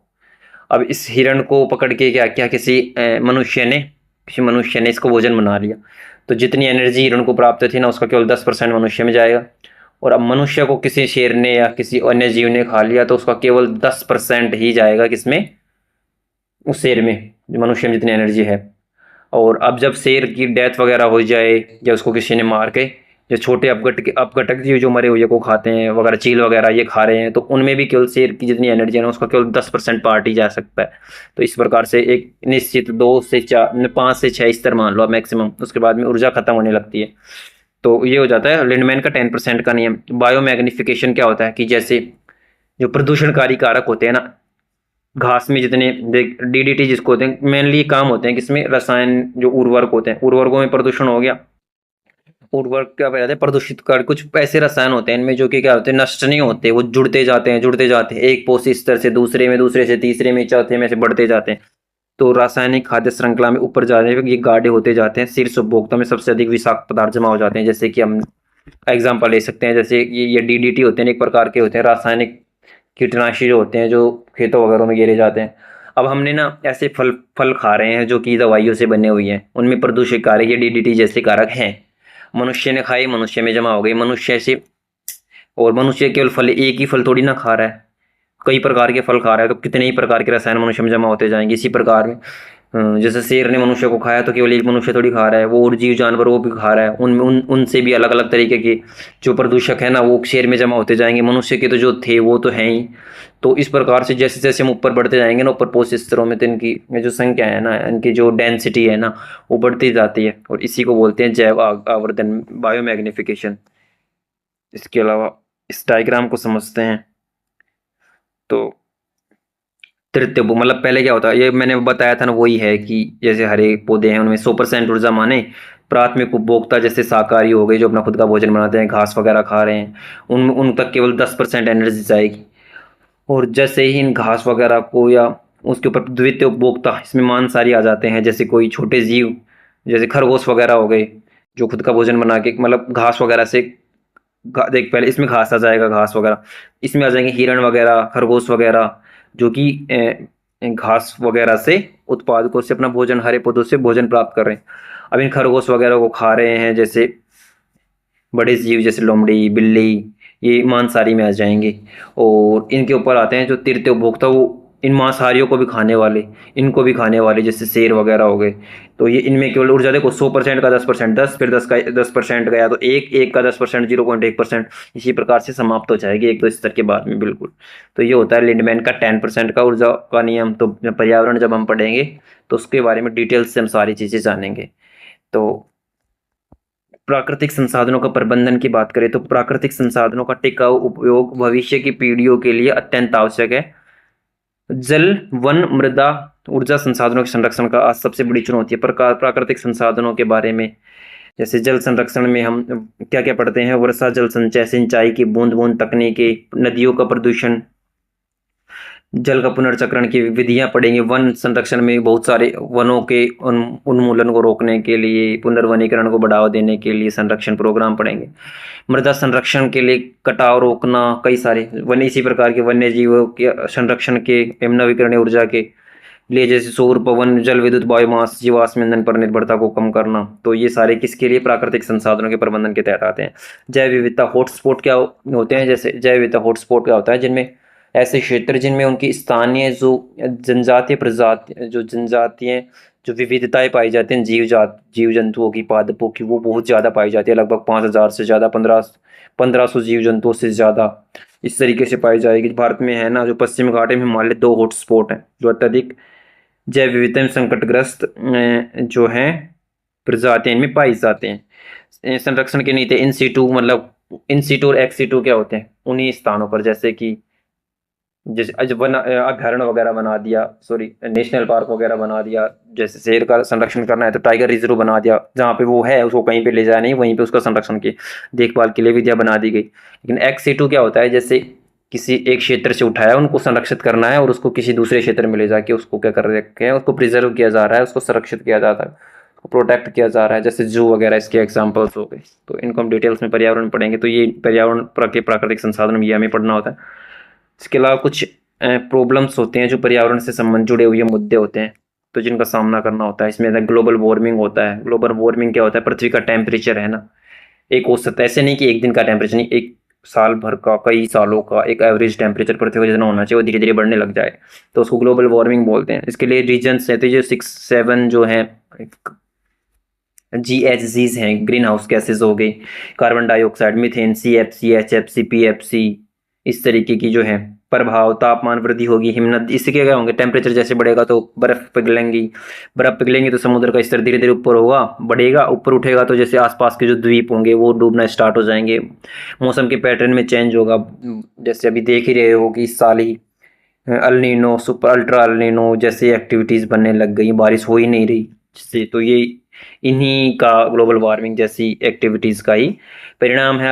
अब टेम्परेचर को कम करना है तो सबसे पहले तो नवीकरणीय ऊर्जा को हमें अपनाना होगा, क्योंकि जो कोल वगैरह से, जीवाश्म ईंधन से हम जो उन एनर्जी उत्पादित करते हैं उसमें प्रदूषण ज़्यादा फैलता है, और प्रदूषण ज़्यादा फैलता है तो ये सारी गैसें निकलती हैं उनसे, और जिनसे क्या होता है? ग्रीन हाउस गैस, उनको बोलेंगे ये निकलेंगी तो क्या होगा? टेम्परेचर को बढ़ाने में जिम्मेदार होंगी। पेड़ ज़्यादा से ज़्यादा वृक्षारोपण करेंगे तो ये कार्बन डाइऑक्साइड जैसी ये खतरनाक जो प्रदूषणकारी गैसें हैं उनको अवशोषित करते हैं पेड़, और ऑक्सीजन को उत्सर्जित करते हैं, तो ये भी जरूरी है। और दूसरा, कार्बन टैक्स लगा दें, जिससे क्या होगा कि लोग बाग कार्बन का उत्सर्जन कम करने, ये उसके समाधान भी साथ साथ दे रखा है। तो इसके अलावा वायु प्रदूषण के लिए वाहन, उद्योग, ताप विद्युत संयंत्र, ये सारे जिम्मेदार हैं। वायु प्रदूषण, जल प्रदूषण, और ये सारे जो प्रदूषण हैं इनको हम डिटेल्स में पढ़ेंगे, मृदा प्रदूषण वगैरह वगैरह। ओजोन परत का क्षरण के लिए जिम्मेदार सबसे ज्यादा होगी क्लोरोफ्लोरोकार्बन, जो कि रेफ्रिजरेटर, फ्रीज, AC से निकलता है ये सबसे ज्यादा। और ये UV किरणें होती हैं ना, ओजोन परत है ना, 2 प्रकार की होती है। ज्योग्राफी जब हम पढ़ेंगे तो उसमें जानेंगे कि जो ओजोन परत, क्षोभ मंडल में जो ओजोन पाई जाती है, समताप मंडल में जो ओजोन पाई जाते हैं, तो CFC जो गैस होते हैं रेफ्रिजरेटर, AC से, तो UV किरणों को बढ़ना त्वचा कैंसर, मोतियाबिंद के लिए जिम्मेदार हो गई। समाधान की बात करें तो मॉन्ट्रियल प्रोटोकॉल हो गई 1987 में, CFC का प्रबंधन के लिए जिम्मेदार है। ये जो पर्यावरण के कन्वेंशंस हैं उनमें हम इसको डिटेल्स जान सकते हैं। जलीय मृदा प्रदूषण में हम इनके मतलब क्या कारक क्या क्या हैं, प्रभाव इनसे क्या हो रखे हैं, समाधान के लिए क्या क्या है, ये सारी चीजें पढ़नी होती है। अपशिष्ट प्रबंधन के लिए कुछ सिद्धांत है, जैसे 3R हो गया, इसमें रिड्यूस कम करो, रीयूज पुनः उपयोग करो, रिसाइकिल पुनः चक्रण जैसे सिद्धांतों का उपयोग किया जाता है। वहीं ठोस अपशिष्ट, इलेक्ट्रॉनिक्स अपशिष्ट जिसको बोलते हैं अपशिष्ट, परमाणु अपशिष्ट का उचित निपटान, ये सारी आप जो है अपशिष्ट प्रबंधन की विधियों के तहत आते हैं। जैव विविधता एवं संरक्षण में इसके तहत क्या पढ़ना होता है? जब बायोडाइवर्सिटी की बात आती है, उनके प्रोटेक्शन की बात आती है, तो पृथ्वी पर जीवन की नींव होती है जैव विविधता। लाखों प्रजातियां एक दूसरे से और पर्यावरण से जुड़ी होती हैं। प्रजातियों के विलुप्त होने से पूरी श्रृंखला प्रभावित होती है। प्रजातियों की विविधता, आनुवांशिक विविधता, जो जेनेटिक स्तर पर जो डिफ्रेंसिएशन पाया जाता है इन प्रजातियों में, तो वो आनुवांशिक विविधता कहलाता है। इसके अलावा प्रजातीय स्तर पर जैसे अलग अलग प्रजातियों के बीच में विविधता पाई जाए। पारिस्थितिक विविधता विभिन्न पारितंत्रों में, जैसे ठंडे क्षेत्रों का पारितंत्र हो, गर्म पारितंत्र हो गया, गर्म क्षेत्रों में हो गया, शीतोष्णों में हो गया, और अलग अलग क्षेत्रों का हो गया। भारत में लगभग 45,000 से अधिक पौधे की और 91,000 से अधिक जंतुओं की प्रजातियां पाई जाती हैं। विलुप्ति का खतरा, रेड डाटा बुक की बात करें तो रेड डाटा बुक आयुष्यन द्वारा प्रकाशित संकटग्रस्त प्रजातियों की सूची श्रेणी लिस्ट कंसर मतलब नो श्रेणी है रेड डाटा पुस्तक में, जैसे लिस्ट कंसर्न, अर्थ returns, वनरेबल्स, endangered, critical endangered, extinct, जो बिल्कुल विलुप्त हो चुके हैं। तो इस तरीके से होते हैं। विलुप्ति खतरा रेड डाटा पुस्तक से पता चलता है। 1972 में सबसे पहले स्टॉकहोम सम्मेलन हुआ था पर्यावरण संरक्षण की, इससे कुछ शुरुआत इसी से मानते हैं। 1973 में प्रोजेक्ट टाइगर आया, बाघ संरक्षण कार्यक्रम। मॉन्ट्रियल प्रोटोकॉल आया था 1987 में, ओजोन संरक्षण से संबंधित है। 1992 में जो रियो समिट, अर्थ समिट जिसको बोलते हैं, वो जैव विविधता की संधि, इसमें 3 समझौते हुए थे, UNFCCC, UNCCD और UN जैव विविधता की हो गई, और डेजर्टिफिकेशन की हो गई, और एक और थी। इसके अलावा 2015 में पेरिस समझौता हो गया जलवायु परिवर्तन को रोकने के लिए, मतलब एक क्लाइमेट चेंज के लिए है, UNCCC, UNCBD जैव विविधता के लिए, और UNCCD होता है वो डेजर्टिफिकेशन के लिए। तो ये 1992 से निकल के आई थी, उसी के बेस पे आगे इनका विकास हो रहा है, और इनकी कोप रेगुलर चली जा रही है। और जो हम ये अभी ने महत्वपूर्ण कोप्स भी हमने जो 1 शॉर्ट वीडियो डाली है उसमें आप इसको अपडेट भी कर सकते हैं। कोप 30 तक पहुंच चुका है UNCCC। इसके अलावा दुनिया भर की बात करें तो 8.7 मिलियन प्रजातियां भारत में लगभग सॉरी पृथ्वी पर लगभग पाई जाती हैं। 1 मिलियन प्लस खतरे अभी भी एक जो है खतरे की मतलब अभी प्रजातियां 1 मिलियन मतलब 10 लाख से अधिक प्रजाति किसमें खतरे में है। ये किसके बारे में IPBES की रिपोर्ट है। 17% वन क्षेत्र है। IFSR 2021 के अनुसार, चूंकि अभी ये अपडेट हो चुका है, 2023 की रिपोर्ट आ चुकी है, तो उसके हिसाब से हम इसको अपडेट कर सकते हैं। 36 दुनिया में क्या है हॉटस्पॉट है जीव विज्ञान की शाखा सॉरी। तो ये तो हमारा ओवरऑल मतलब क्या हमें बायोलॉजी में पढ़ना होता है बेसिक्स और कुछ फैक्चुअल इंफॉर्मेशंस का बेसिक रिवीजन था। अगर आप चाहें तो मैं अभी 10 मिनट लगेंगी आपको कुछ छोटे छोटे क्वेश्चंस है ना बहुत ही क्विक तरीके से करवा देता हूँ, क्योंकि कई कई बार ना ये बहुत बेसिक क्वेश्चंस होते हैं, गलत हो जाते हैं। मैं जल्दी से करवाऊंगा आपको, बस मैं क्वेश्चन बोलूंगा आंसर पढ़ूंगा, आपको बस पढ़ देखना है और आपको ये भी कोशिश करनी है कि कितने कौन से क्वेश्चन आपके लिए नए हैं। जैसे जीव विज्ञान के जनक कौन बोलते हैं, जीव विज्ञान बायोलॉजी के जनक किसको माना जाता है, अरस्तु को जीव विज्ञान का जनक माना जाता है। बोटेनिक जो है बोटनी जो है ना वनस्पति विज्ञान, उसको थियोक्रिट्स जो है थियोफ्रेट्स जो है क्रिट्स उसको वनस्पति विज्ञान का जनक बोलते हैं। चिकित्सा शास्त्र का जनक किसको बोलते हैं, हिप्पोक्रेट्स को चिकित्सा शास्त्र के जनक माना जाता है। रॉबर्ट हुक ने कोशिका कोशिका विज्ञान का जनक कहा जाता है। सूक्ष्म जीव विज्ञान जिसको माइक्रोबायोलॉजी बोलते हैं उसके जनक कौन थे, लुई पास्चर सूक्ष्म जीव विज्ञान के जनक। अनुवांशिकी के जनक कौन थे, ग्रेगर मेंडल हो गए। और TH मॉर्गन जो आधुनिक अनुवांशिकी के जनक हो गए, आधुनिक जो जेनेटिक्स है ना उसके जो जनक कौन है, TH मॉर्गन हो गए आधुनिक अनुवांशिकी के जनक। तो ये जनक एक जगह मिल गए आपको सारे। इसके अलावा कोशिका के बारे में, कोशिका की खोज रॉबर्ट हुक ने 1665 में हम पढ़ चुके हैं। और शरीर की मूलभूत इकाई कौन सी, कोशिका है। और कोशिका के नियंत्रण के अंदर क्या होता है, इसको न्यूक्लियस को बोलते हैं, ये हमने पढ़ा है। माइटोकॉन्ड्रिया को पावर हाउस बोलते हैं। लाइसोसोम को आत्मघाती थैली बोलते हैं। प्रोटीन की फैक्ट्री राइबोसोम को बोलते हैं। और पादप की जो कोशिका भित्तियां केवल पादप कोशिकाओं में पाई जाती है। और पादप जगतों के वर्गीकरण की बात करें तो पादप जगत का वर्गीकरण मुख्य रूप से 3 समूह में होता है। मेनली तो थैलोफाइटा, ब्रायोफाइटा, टेरिडोफाइटा में होता है। जाइलम उत्तक का कार्य होता है पौधों में जल का परिवहन करना, और फ्लोएम भोजन का परिवहन हमने अभी भी देखा है। प्रोटीन संश्लेषण कहाँ होता है, क्लोरोप्लास्ट में होता है। और प्रकाश संश्लेषण में ऑक्सीजन का स्रोत क्या है, प्रकाश संश्लेषण में ऑक्सीजन आता है जल से, हाइड्रोजन प्लस जल में टूट जाएगा, वो ऑक्सीजन में टूट जाएगा।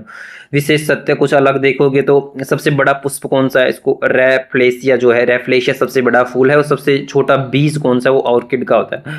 इसके अलावा मानव शरीर के बारे में कुछ बेसिक्स क्वेश्चंस हैं जो क्या है, पाचन की शुरुआत मुख से, लार में जो एमाइलेज एंजाइम होता है स्टार्च को तोड़ता है। अमाशय में अम्ल जो होता है हाइड्रोक्लोरिक अम्ल को तोड़ने के लिए जिम्मेदार होता है। और पित्त में पित्तरस का निर्माण होता है, कहाँ, यकृत में, लीवर में पित्तरस का निर्माण होता है। श्वसन के दौरान ऊर्जा किस रूप में, ATP के रूप में। और हीमोग्लोबिन का मुख्य कार्य ऑक्सीजन का परिवहन करना। और आरबीसीज जो होते हैं उनमें हीमोग्लोबिन पाया जाता है जो क्या करता है, ऑक्सीजन का परिवहन करता है, हमने पढ़ा है। हीमोग्लोबिन आरबीसीज में पाया जाता है। और माइटोकॉन्ड्रिया में ग्लूकोज का विघटन होता है। श्वसन की प्रक्रिया में जब ग्लूकोज का विघटन कहाँ होता है, माइटोकॉन्ड्रिया में होता है। परिसंचरण में उत्सर्जन से रिलेटेड कुछ इंपॉर्टेंट क्वेश्चन की बात करें, हृदय एवं रक्त की बात करें तो मानव हृदय कितने कक्षीय होता है, 4 कक्षीय होते हैं। हमने पढ़ा था 2 आलिंद होते हैं, 2 नीले होते हैं। विटामिन के रक्त का थक्का जमने के लिए जिम्मेदार है। और कार्ल जो लैंड स्टीनर है उन्होंने रक्त समूह की खोज की थी, हमने ये पहले देखा है। सर्वदाता रक्त समूह कौन सा है, O नेगेटिव जो है, O नेगेटिव है तो आप किसी को भी ब्लड दे सकते हैं। और सर्वग्राही अगर आपका AB पॉजिटिव है तो आप किसी से भी मतलब सर्वग्राही है, आप किसी भी ग्रुप वाले से आप ब्लड ले सकते हैं। RS कारक की खोज लैंड स्टीनर और वीनर ने की थी। वक्र में नेफ्रॉन में जो कार्यात्मक इकाई होती है वक्र की नेफ्रॉन होती है। यूरिया का निर्माण यकृत में होता है। और यूरोक्रोम जो वर्णक के बारे में मतलब जो मूत्र का जो पीला रंग होता है ना वो किसके कारण होता है, यूरोक्रोम वर्णक के कारण होता है। इसके अलावा अंतःस्रावी ग्रंथियों से कुछ क्वेश्चंस की बात करें, इंसुलिन हार्मोन अग्नाशय से, इंसुलिन की कमी से जो रोग होता है उसको बोलते हैं मधुमेह, डायबिटीज बोलते हैं। पीयूष ग्रंथि को मास्टर ग्रंथि भी कहते हैं। तो थायरोक्सिन जो थायराइड ग्रंथि स्रावित करने वाला हार्मोन हो गया। एड्रिनल ग्रंथि की बात करें उसको लड़ो और उड़ो, फाइटर एंड फाइट ग्रंथि बोलते हैं। रक्त में कैल्शियम का स्तर कौन नियंत्रित करता है, तो पैराथायरॉइड जो हार्मोन होता है ना वो रक्त में कैल्शियम का स्तर नियंत्रित करता है। वृद्धि हार्मोन की बात करें तो ग्रोथ हार्मोन पीयूष ग्रंथि में स्रावित होता है। और थायराइड ग्रंथि में कौन सा तत्व पाया जाता है, तो आयोडीन पाया जाता है थायराइड ग्रंथि में। आयोडीन गले में जो होता है ना कंकालिम तंत्रिका तंत्र से देखें तो मानव शरीर में कुल 206 हड्डियां हो गई। शरीर की सबसे छोटी हड्डी को बोलते हैं स्टेपस, जो कान में पाई जाती है, और सबसे लंबी बोलते हैं फीमर, जो जांग में पाई जाती है। मस्तिष्क की बात करें तो मस्तिष्क का मुख्य भाग होता है प्रेमस्तिष्क। प्रेमस्तिष्क जो जिसको बुद्धि बोलते हैं, याददाश्त बोलते हैं। मस्तिष्क का कौन सा भाग शरीर के संतुलन बनाने के लिए? अनुमस्तिष्क, सेरेबेलम। और मेरुरज्जु का क्या नियंत्रित करता है? जो प्रवृत्ति एक्टिविटीज होती हैं, जो क्विक एक्शन लेने के लिए, तुरंत हाथ से एक्शन लिया जाता है ना, हाथ से पैर से, तो उसके लिए मेरुरज्जु स्पाइनल कोड जिम्मेदार है। तंत्रिका तंत्र की किसकी इकाई है? तंत्रिका तंत्र न्यूरॉन्स का ही एक इकाई है। न्यूरॉन के बीच की संधि को क्या कहते हैं? सिनेप्स बोलते हैं। न्यूरॉन के बीच में जो कोऑर्डिनेशन बनता है उसको सिनेप्सिस बोलते हैं। तंत्रिका आवेग किस रूप में संचरित होता है? विद्युत रासायनिक संकेतक के रूप में संचरित होता है। जेनेटिक्स एवं जैव प्रौद्योगिकी से कुछ क्वेश्चन के देखिए। आनुवांशिकी के जनियता हमने सूर्यजनक होते हैं, हमने देखा है कि ग्रेकर मेंडल हो गए। कोशिका में अनुवांशिक पदार्थ को डीएनए कहते हैं। डीएनए की इकाई को न्यूक्लियोटाइड्स बोलते हैं। डीएनए की संरचना की द्विकुंडलित संरचना किसने दी थी? तो ये जो डबल हेलिक्स स्ट्रक्चर होते हैं ना, वो वाटसन और क्रिक्स के द्वारा दी गई थी। गुणसूत्रों की बात करें तो मानव शरीर में गुणसूत्रों की संख्या 46 है, लगभग 23 जोड़ों में पाई जाती है। गुणसूत्रों की खोज किसने की थी? वोल्डेयर ने की थी। कोशिका विभाजन के दौरान गुणसूत्रों का अध्ययन किस अवस्था में सबसे अच्छा होता है? जो मेटाफेज होता है ना, उसमें गुणसूत्रों के विभाजन के दौरान अच्छे से हम उसका अध्ययन कर सकते हैं। लिंग एवं जीन के निर्धारण पर क्वेश्चन अगर आए इंपॉर्टेंट, तो जीन शब्द का प्रतिपादन सबसे पहले किसने किया था? जोहान्स ने किया था। और लिंग निर्धारण किसके गुणसूत्र पर निर्भर करता है? पिता या नर के गुणसूत्र पर निर्भर करता है कि आपका लिंग निर्धारण क्या होगा। जैसे एक्स, मादा में पाया जाने वाला जो गुणसूत्र होता है ना, एक्स तो पाया जाएगा। अगर नर से एक्स गुणसूत्र आता है तो मतलब फीमेल का जन्म होगा, और यदि नर से वाई गुणसूत्र आता है तो यानी मेल का जन्म होगा। तो पूर्णतः डिपेंड होगा पिता पर। क्योंकि मैं समझ सकता हूँ कि आपको ये लग रहे होंगे क्वेश्चन बहुत ही ज़्यादा बेसिक्स हैं, तो ये हमने ये पूरा वीडियो ही बेसिक्स का था। आपको इसको इस तरीके से नहीं लेना, आपको ये देखना है कि कोई नया क्वेश्चन नहीं मिल जाए। कोई नया क्वेश्चन मिल जाए तो उसको छोड़ना नहीं है, क्योंकि ये छोटे छोटे हैं ना कंसेप्ट, ये क्वेश्चन को गलत करा देते हैं, जबकि बहुत आसान होते हैं। फिर पछतावा होता है कि ये क्वेश्चन तो गलत नहीं होने थे, क्योंकि डिटेल्स में हम पढ़ेंगे ना, एक एक टॉपिक को बहुत अच्छे से पढ़ेंगे। तो गुणसूत्रों की बात ही हमने हो गया। प्रोकैरियोटिक कोशिकाएं होती हैं जिनमें कोशिकाओं में केंद्रक नहीं पाया जाता होता है, तो प्रोकैरियोटिक कोशिका, यूकैरियोटिक कोशिकाएं, हमने डिटेल्स में मैंने इसके बारे में बात की थी। जैव विकास की परिस्थितियों की बात करें तो जीव की उत्पत्ति सबसे पहले जल में हुई थी। लेमार्क का सिद्धांत था अंगों का उपयोग एवं अनुप्रयोग के सिद्धांत से संबंधित था। और जीव की उत्पत्ति के समय वायुमंडल में कौन सी गैस स्वतंत्र अवस्था में नहीं थी? ऑक्सीजन नहीं थी। धीरे धीरे डीऑक्सीफिकेशन होता है, बरसात होती है, फिर फोटोसिंथेसिस, बैक्टीरिया जो है ना फोटोसिंथेसिस का काम करते हैं, ऑक्सीजन का निर्माण होता है। डार्विन का सिद्धांत है ना, वो नेचुरल जो सिलेक्शन सिद्धांत है वो डार्विन का सिद्धांत हो गया। और मानव के विकास की प्रक्रिया, मनुष्य का निकटतम प्राणी कौन है? जो बंदर है उसको हमारा पूर्वज माना जाता है। मनुष्य में कुछ अवशेषी अंगों के नाम, जैसे कर्णपलवक पेशियां हो गई, अपेंडिक्स हो गए, इनकी शायद नीड नहीं है फिर भी ये शरीर में पाए जाते हैं। जैसे कर्णपलवक कान की जो पेशियां होती हैं वही, और अपेंडिक्स हो गया। इसके अलावा पारिस्थितिकी से क्वेश्चन की बात करें तो पारिस्थितिकी का अध्ययन किसके अंतर्गत किया जाता है? जीव एवं उनके पर्यावरण के संबंध में अध्ययन पारिस्थितिकी होता है। केवल एक कोशिका के द्वारा एक कोशिका जीवों का जीवन संचालन होता है, जिनमें केवल एक कोशिका पाई जाती है। इसके अलावा सूक्ष्म जीवों से यदि क्वेश्चन आए प्रतिरक्षा एवं पादप क्रिया विज्ञान से, तो सूक्ष्म विज्ञान कवक का अध्ययन को क्या कहते हैं? उसको बोलते हैं माइकोलॉजी बोलते हैं, कवकों के अध्ययन को। शैवाल बोलते हैं एल्गी को अध्ययन को। फाइकोलॉजी, माइकोलॉजी किसको? फंजाई कवक का अध्ययन होता है। शैवाल होता है एल्गी का अध्ययन होता है। हैजा जो होता है कोलेरा की सूक्ष्म जीवों की खोज किसने की थी? हैजा या कोलेरा की सूक्ष्म जीवों की खोज कितनी? रॉबर्ट कोच ने की थी। कोच को हैजा हो गया, ऐसे याद रखना। फाइकोलॉजी, शैवाल को फाइकोलॉजी फेंक रहे हैं। माइकोलॉजी, माइक में कवक लगा हुआ है। यीस्ट, ये मैंने कुछ बताया, मतलब ऐसा मजाक मत बनाना, लेकिन फिर भी अगर याद रहे तो अच्छी बात है। यीस्ट एक प्रकार का क्या है? कवक है। प्रतिरक्षी प्रणाली की बात करें तो इम्यूनोलॉजी का कार्य होता है, रोगों से बचाव का काम होता है। टीका किस सिद्धांत पर कार्य करता है? शरीर में प्रतिरक्षी प्रणाली को एक्टिवेट करने के लिए। क्लोरोफिल एवं सूर्य का प्रकाश किसके लिए जिम्मेदार है? प्रकाश संश्लेषण के लिए। नाइट्रोजन किस रूप में ग्रहण करते हैं? नाइट्रेट के रूप में पौधे ग्रहण करते हैं। अदरक एवं आलू का खाया जाने वाला भाग तना है, हम तना खाते हैं किसका? अदरक और आलू का। और टमाटर का लाल रंग होता है लाइकोपिन के कारण होता है।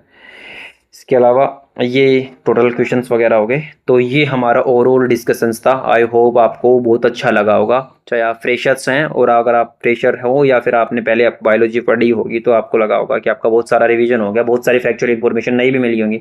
और फ्रेशर के लिए मैंने पहले भी बताया था कि ये हो गया कि बायोलॉजी में क्या पढ़ना होता है। तो अब जब आप बायोलॉजी पढ़ोगे तो आपको बेसिक अंडरस्टैंडिंग पहले से बन चुकी होगी। जैसे कि हम कोई भी स्टैंडर्ड बुक पढ़ लेते हैं तो उससे पहले ये रिकमेंड करते हैं कि आपको एनसीईआरटी वगैरह बेस बनाने के लिए पढ़नी होती है। तो इस प्रकार से आप एनसीईआरटी की तरह से लिख सकते हो बायोलॉजी सब्जेक्ट के लिए इसको। तो आई होप आपको वीडियो अच्छा लगा होगा। तो वीडियो को लाइक शेयर एंड चैनल को सब्सक्राइब जरूर करना। मिलते हैं नेक्स्ट वीडियो में, अभी के लिए धन्यवाद।